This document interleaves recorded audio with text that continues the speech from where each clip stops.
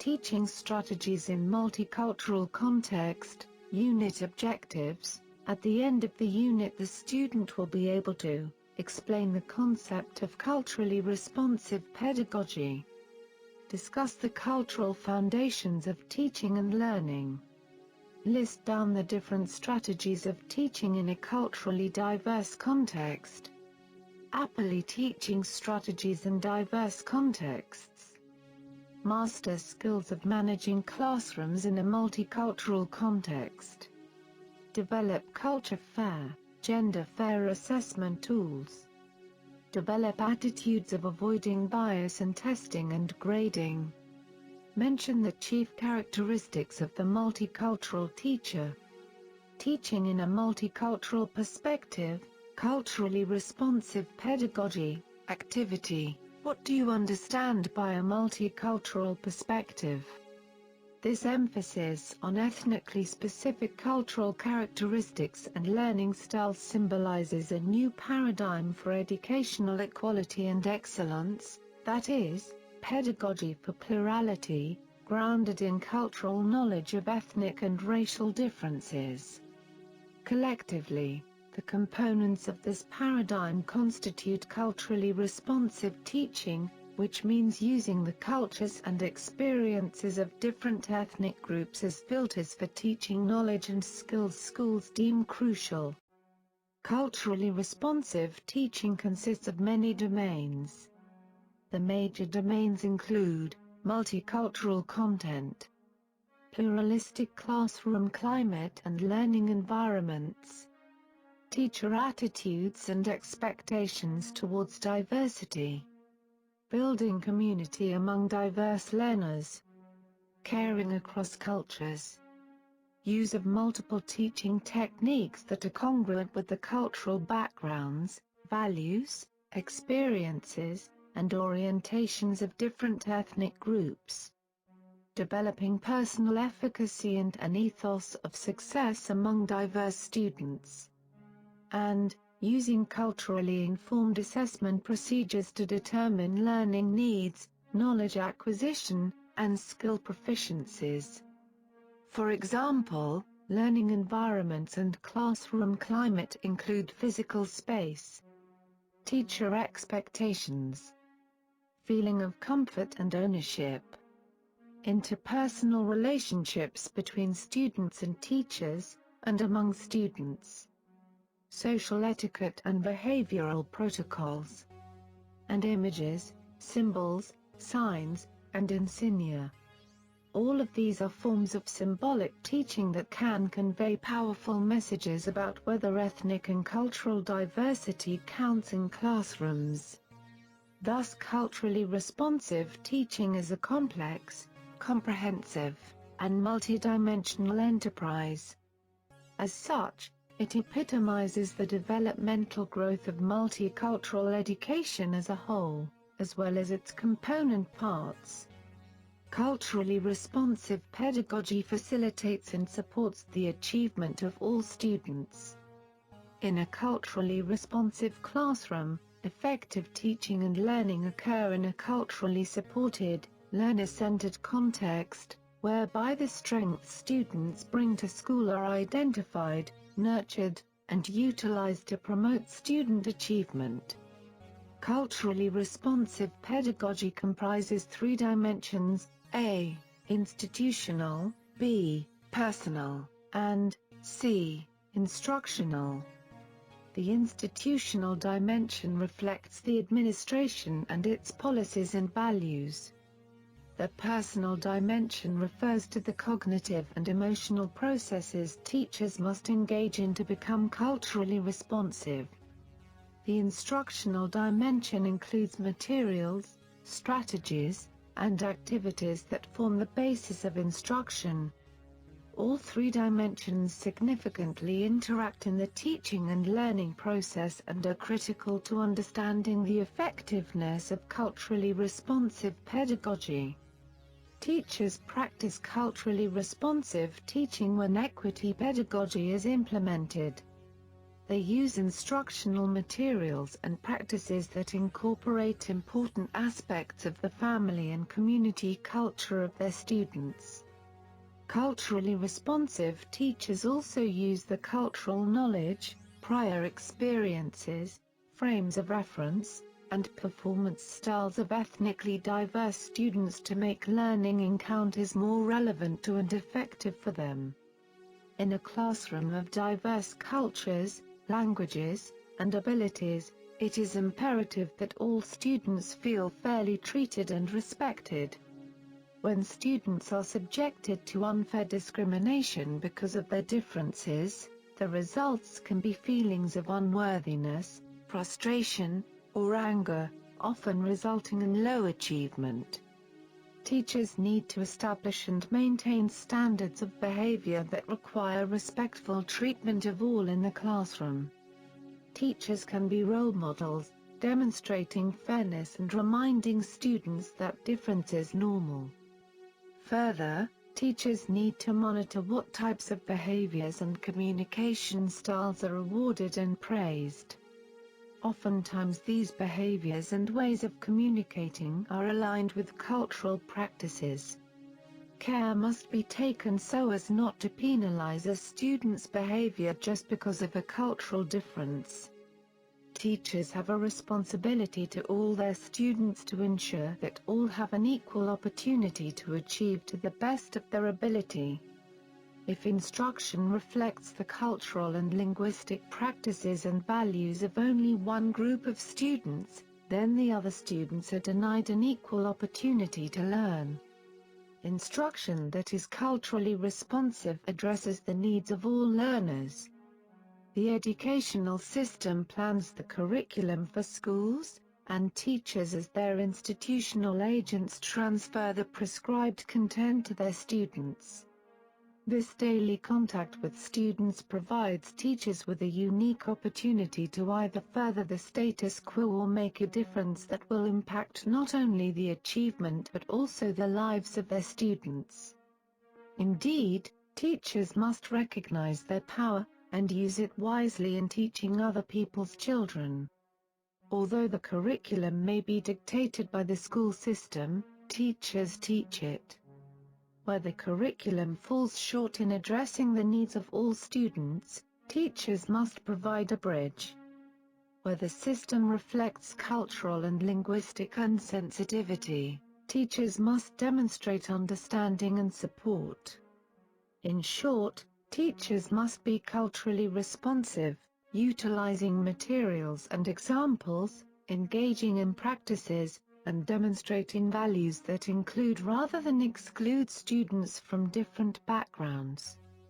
By so doing, teachers fulfill their responsibility to all their students. Dear learner, how to apply equity while teaching in your classroom? Discuss with other teachers how they are applying equity in their classes. Culturally responsive teaching is validating. Gay, 2000, defines culturally responsive teaching as using cultural knowledge, prior experience, and performance styles of diverse students to make learning more appropriate and effective for them. It teaches to and through the strengths of these students. Gay, 2000, also describes culturally responsive teaching as having the characteristics. It acknowledges the legitimacy of the cultural heritages of different ethnic groups. It builds bridges of meaningfulness between home and school experience. It uses a wide variety of instructional strategies that are connected to different learning styles. It teaches students to know and appreciate their own and each other's cultural heritages, and it incorporates multicultural information resources and materials in all subjects and skills routinely taught in schools. In general, culturally responsive teaching is validating, comprehensive, multidimensional, empowering, transformative, and emancipator. That is, comprehensive is Ladson Billings, 1992. explains that culturally responsive teaching incorporates culturally appropriate social situations for learning and culturally valued knowledge in curriculum content. Multidimensional nature of culturally responsive teaching involves curriculum content, learning context, classroom climate, student-teacher relationships, instructional techniques, and performance assessments. Empowering nature of culturally responsive teaching enables students to be better human beings and more successful learners. It can be described as academic competence, self-efficiency and initiative. Learners must believe they can succeed in learning tasks and have motivation to preserve. Schott, 1992. Characterizes empowering education as a critical democratic pedagogy for self and social change. It is a student-centered program for multicultural democracy in school and society. It approaches individual growth as an active cooperative and social process, because the self and society create each other. The goals of this pedagogy is to relate personal growth to public life, to develop strong skills, academic knowledge, habits of inquiry and critical curiosity about society, power inequality and change. The learning process is negotiated requiring leadership by the teacher, and mutual teacher-student authority. In addition, the empowering class does not teach students to seek self-centered gain while ignoring public welfare. Transformative culturally responsive teaching does not incorporate traditional educational practices with respect to students of color. Gay, 2000. It means respecting the cultures and experiences of various groups and then uses the SEA's resources for teaching and learning. It appreciates the existing strengths and accomplishments of all students and develops them further in instruction. Emphasizing this, Banks, 1991, asserts that if education is to empower marginalized groups, it must be transformative.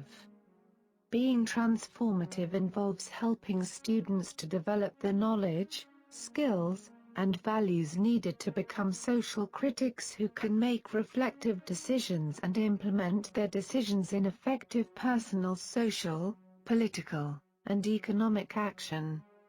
In general, culturally responsive teaching recognizes, respects and uses students' identities and backgrounds as meaningful sources for creating optimal learning environments.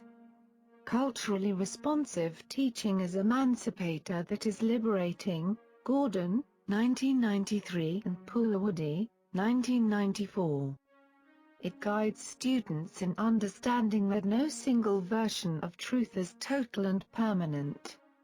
These freedom results in improved achievements of many kinds, including increased concentration on academic tasks, clear and insightful thinking, more caring, concerned, human interpersonal skills, better understandings of interconnections among individuals, local, national, global and human identities and acceptance of knowledge as something to be consciously shared, revised and renewed.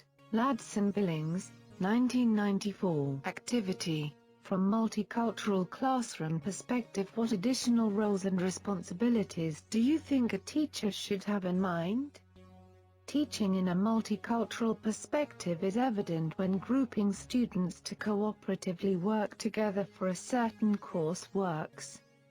In this case, collaborative group learning method is one way of applying active learning approach in culturally diversified students. However, it is not easy to effectively manage and lead every motivation and needs of students in a group work tasks. Thus, consider the following literature on how to monitor and manage collaborative group learning in a diversified group members of a given students. One of the main aims of collaborative group work is development of skills of interaction. cooperative learning is the use of small groups where students work together to maximize their own and each other's learning. It fits well with the social constructivist approach.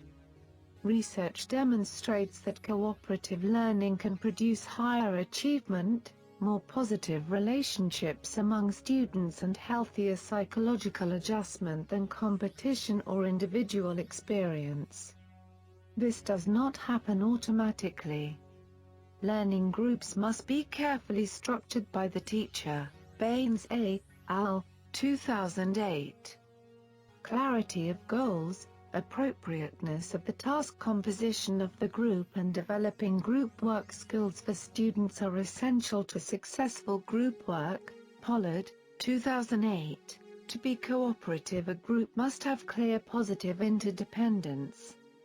Members of the group must promote each other's learning and success face-to-face, hold each other personally and individually accountable for his or her fair share of work, use the interpersonal skills necessary for the group to be effective and process as a group how effectively members are working together. Group work can foster collaboration, encourage respect for individuals and the contribution they make, support the development of ideas and minimize conflict. These include active listening, taking turns, communicating clearly, and concisely, being aware of the effect of one's actions on other individuals, encouraging others, nurturing not criticizing ideas, tolerating opposition, creating enthusiasm. Pollard, 2008. Formal cooperative learning groups. These are often used to teach specific content and problem-solving skills. They might last for one session to several weeks to complete a specific task. Students work together to achieve shared objectives. Their responsibilities are to maximize their own learning and that of others in the group. The teacher needs to assign students to a learning group and will sometimes give students specific roles to undertake in the group. The task and the cooperative structure are explained, and the teacher monitors the functioning of the group and intervenes to teach cooperative skills and assist in learning when necessary. Finally, the quality and quantity of each student's learning is evaluated. Students who need help get this from their peers in the first instance. Students are expected to interact with other group members, share ideas and materials, and take responsibility for the completion of the assignment and evaluating it using agreed criteria. Informal cooperative learning groups, often used to ensure active cognitive processing during a lecture.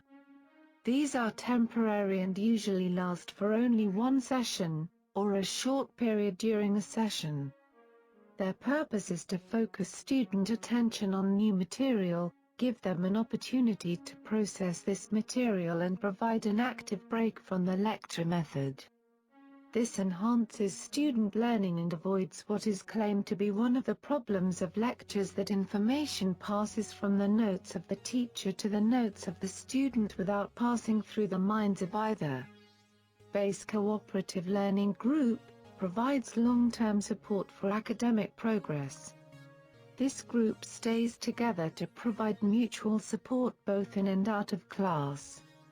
Pollard, 2008, suggests that a reflective teacher may find it useful to consider some of the following questions when considering communication and interpersonal skills in group work. Do the participants take turns, or do they frequently talk over each other or interrupt? Do they invite contributions, redirect contributions for further comment and give encouragement? Do they listen to each other? Are they willing to learn from each other? Do they draw on recognized expertise within the group? Does conflict emerge or is harmony maintained? Is conflict positively handled? By modifying statements, rather than just reasserting them? By examining assumptions rather than leaving them implicit? By explaining accounting for claims. Do the participants elaborate their contributions? By giving detail of events, people, feelings. By providing reasons, explanations, examples. Do they extend ideas? By asking for specific information? By asking for clarification? Do they explore ideas? By asking for alternatives? By speculating, imagining and hypothesizing? Do they evaluate? By pooling ideas and waiting before making choices? What should the teacher-educator do during group work? Discuss the following scenarios, considering the advantages and disadvantages. 1. The teacher-educator leaves the groups alone to get on with the work. 2. The teacher-educator spends time with each group in turn. 3. The teacher-educator moves around the room listening to what each group is saying. She or he only assists when asked, or if the group is unsure what to do. 4. The teacher-educator visits each group giving additional instructions and contributing his or her own opinions. Managing group work. To enable successful group work, a facilitator needs to explain the purpose of discussion clearly. Assure group members that their ideas are valued. Challenge comments made by group members. Listen to and build on contributions of group members. Stop dominators from talking. Summarize the discussion at the end, but try not to make a judgment. Encourage the silent listener with prompt questions. Ensure that all group members feel part of the activity. Introduce activities or questions to stimulate discussion. Case studies for discussion. What are the issues for both the teacher and the learners, and suggest possible solutions. Case study 1. The class of 60 has been divided randomly into 6 groups. You have prepared one sheet of instructions for each group. It takes a long time for students to start working. By the end of the session, no one has completed the task. Case study 2. Students have been allocated to groups. It takes a long time to move the furniture. There is a great deal of noise. After the furniture has been moved, most groups are sitting and talking about the research they have done, but there is very little new activity taking place. Case study 3. Groups have been formed and instructions given. Most groups seem to be working well, but only 1 or 2 group members seem to be contributing effectively to discussion. One group calls you over and says that they do not understand what they are expected to do. Case study 4. Groups are working on a 30-minute task.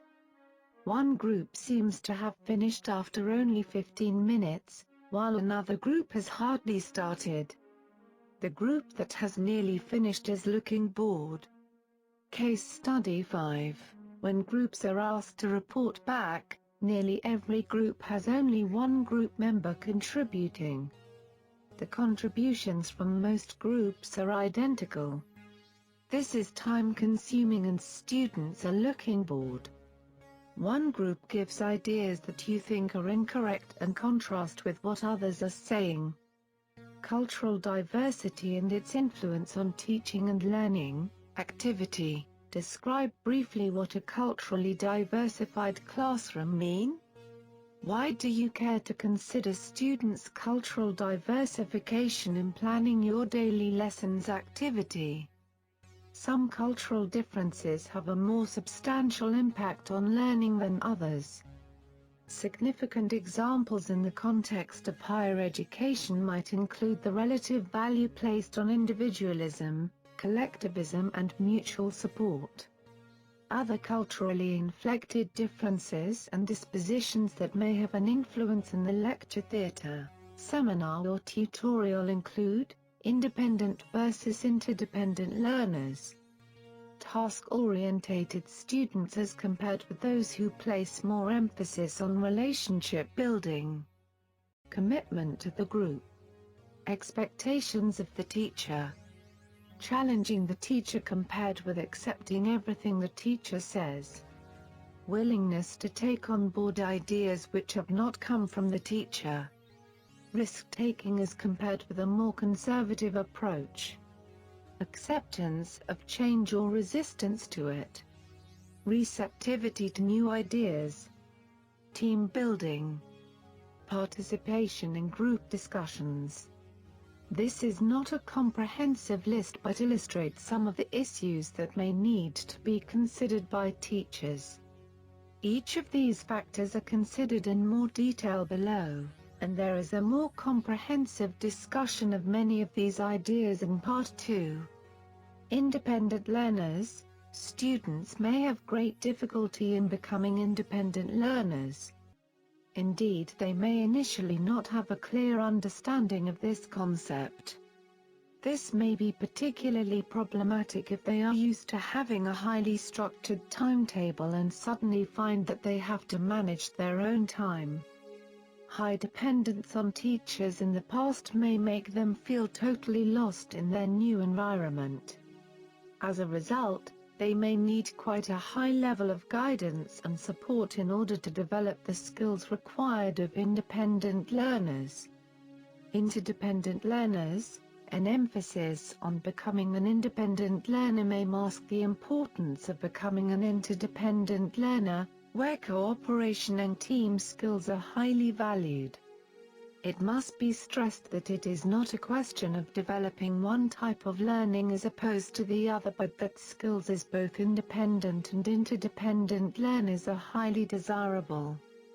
Task-orientated versus relationship-building approaches. In many cultures it is important to nurture relationships within the group before getting down to the completion of the task. Students who are more task-orientated will find it frustrating if some students prioritize relationship building.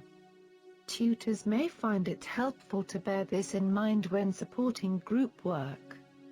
Group commitment. Not all students will be equally committed to their peers in small groups. Some students who are highly motivated and ambitious will become exasperated and angry at those students who do not have the same group commitment. This conflict may mean that the more dynamic and enthusiastic students end up doing most of the work in order to earn a high mark for the group. Tutors may be aware of this situation but do not find it easy to intervene to good effect. Expectations of the teacher. These can have a major influence on learning. For example, those who are used to being dependent on their teacher to provide them with knowledge will find it hard to cope when asked to perform tasks involving independent learning. They may find it shocking that they are given basic guidance and are then expected to go off and find things out for themselves.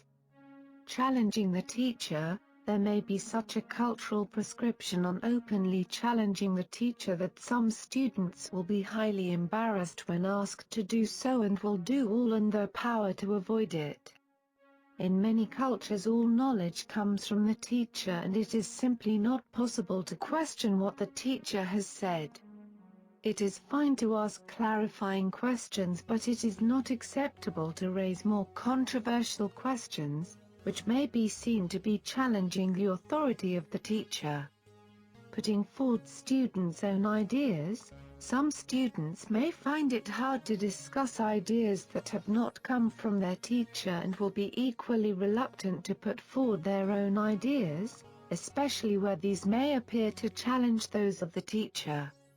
Again, students will need plenty of practice before they are confident in stating their own opinions in front of others. Risk-taking, particularly where students are more dependent on their teacher, there may be a complete unwillingness to engage in risk-taking.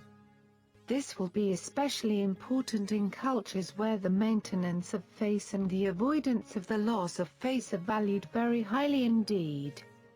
The ability to start taking even quite small risks can only be developed over time in a secure environment.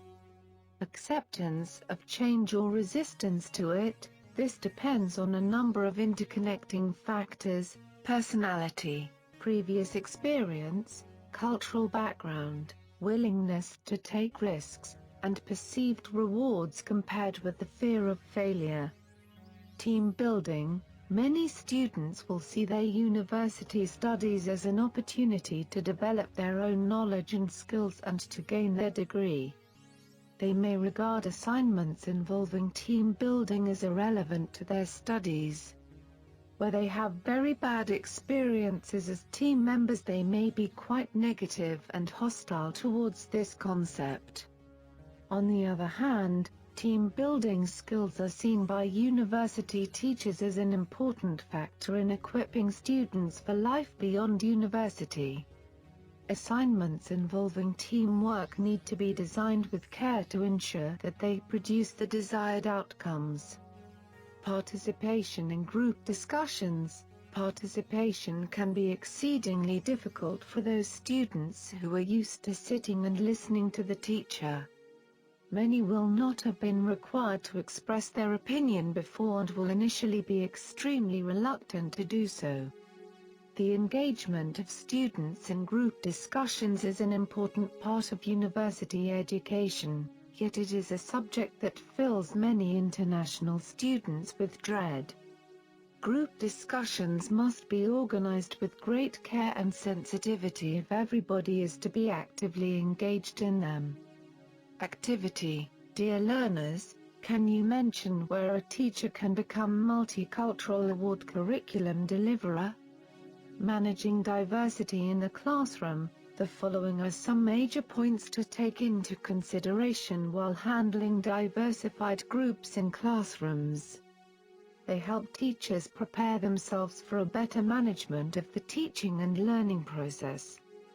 Activity. Students in the classroom are characterized with various needs, motivation and interest, and so teachers need to manage these students' background to lead them into the intended instructional activity. Where is the essay? Educate and sensitize oneself to cultural diversity. Before you proceed, please define for yourself how you feel about the diversity in your classroom. Do your feelings affect the way you teach in positive or negative ways? What can you do to overcome deeply held biases that you may have? Being aware of your own behaviors and motivations is the first step in successfully managing a diverse classroom. While we recognize that most people hold biases at some level, teachers who can replace these biases with an appreciation and a tolerance for culturally different students will greatly increase the likelihood for student success. They also provide a model for acceptance to other teachers and students. Celebrate cultural differences in the classroom. Do not expect students to adopt mainstream cultural behaviors overnight or, possibly, at all. Instead, teachers should recognize that when a student's culture is valued, it can have a positive effect on performance. Students who are willing to share their culture should be encouraged to do so in ways that contribute to the curriculum. This can help create a community of learners in your classroom, where differences become strengths. Learn about the diversity in your classroom. Take time to learn all you can about the cultures of the students in your class. Remember, behaviors that teachers may automatically expect may not be what a student has learned at home. For example, in some cultures, students don't make eye contact with figures of authority. In others, even the slightest physical contact, such as a handshake, is strictly taboo between members of the opposite gender who are not married or related. Behavior that might be construed as cheating could be a student's cultural expression of helpfulness. Behaviors are shaped by cultures. Learn all that you can before correcting or disciplining a student. Consider students' needs first, treat all students with fairness and dignity. Evaluate your teaching style, expectations, assessment practices, handouts, and classroom environment in terms of cultural diversity. What modifications are necessary to support all learners? What are the different learning styles in the classroom? Give consideration to the various holidays students in the class may celebrate before scheduling special events or assignments. Learn to communicate with culturally diverse parents. Find out what you need to know to be a culturally competent communicator. Remember to respect the standard modes of communication between parents and teachers in other cultures. The home culture of the parent often dictates the acceptable forms of communication between parents and teachers. Regularly communicate with all parents with information regarding student expectations, school policies and procedures, and methods to have questions answered. Solicit feedback from parents regarding student attitudes and perceptions about the class. Relay volunteer opportunities to parents and encourage their participation. Be consistent, supportive, and honest with them. As teachers, we need to create a safe, supportive environment for them to discuss new culture. They should not feel embarrassed or ashamed of either their culture or their efforts. Tell them to leave any worries outside the door when they arrive. Students who are worried or on the defensive are too preoccupied to learn. Assure them that mistakes are not failures, but part of the learning process. Assessment in multicultural setting. The following are suggestions for improving multicultural assessments. 1. Concentrate on empirical and operational definitions of groups, not just labels. Sedlacek has suggested that if members of a group receive prejudice and present their abilities in non-traditional ways, they can be considered multicultural. He suggested the use of measures of racial attitudes and non-cognitive variables in making this determination. 2. Identify measures specifically designed for multicultural groups. Sabnani and Pontorotto, 1992, provided a critique of racial or ethnic minority-specific instruments and made recommendations for their use in different assessment contexts. Pridger, 1993, in a compilation of multicultural assessment standards for counselors developed for the American Counseling Association, recommended that a determination be made that the assessment instrument was designed for use with a particular population before it is used. 3. Encourage the consideration of cultural factors in the earliest conceptual stages of instrument development. Helms, 1992, called this a culturalist perspective in assessment. Sedlacek noted a lack of developmental multicultural thinking as new instruments are developed. Multicultural groups are usually throw-ins after the fact to see how their test results compare with those of the population on which the test was normed. He called this the horizontal research problem in developing assessment measures. 4. Increase opportunities for an exchange of information between those with quantitative training in instrument development and those with an interest and expertise in multicultural issues. Currently there is little overlap in these two groups. Helms, 1992, felt it was important not to assume that there are enough professionals of color to do this work. Many individuals from majority racial and cultural groups will need to develop such measures as well. Conventions, workshops, co-authored articles, and curricular reform and graduate programs are but a few examples of what could be done. Characteristics of effective teachers in multicultural settings. One of the challenges facing faculty committed to creating a transformative curriculum is how to design a learning community that is reflective of both our multicultural society and individual differences among citizens. To teach students to participate effectively in a democratic and pluralistic society, one needs to respond to the needs of various groups within our classes as well as to individual students. Thus, the pedagogical challenge of individualism and diversity within the classroom mirrors that same challenge.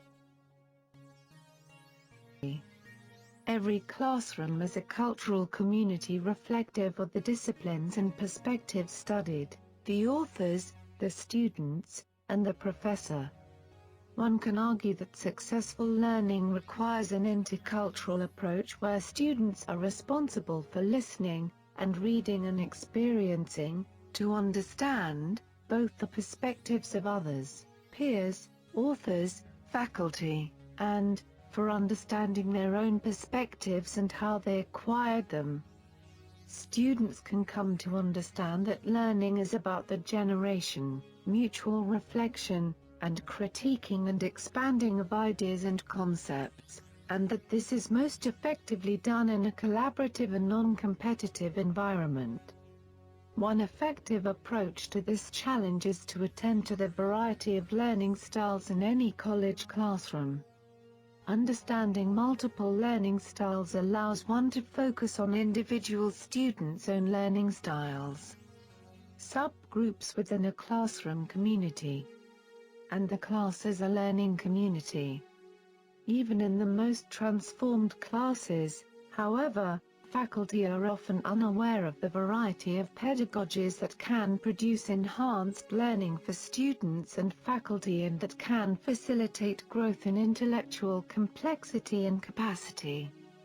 One useful resource is the analysis of learning styles by David Kolb.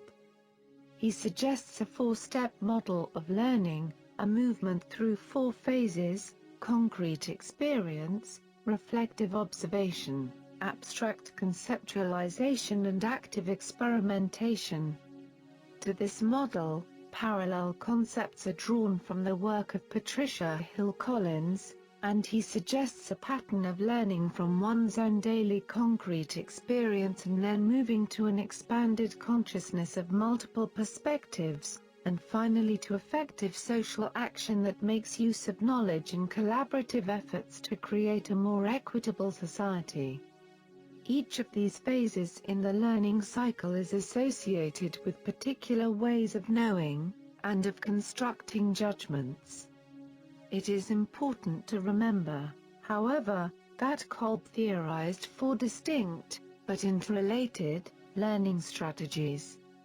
He suggests that learning is not complete unless students, in effect, go around the learning phases, and see the connections among experience, reflection, theory, and practical applications.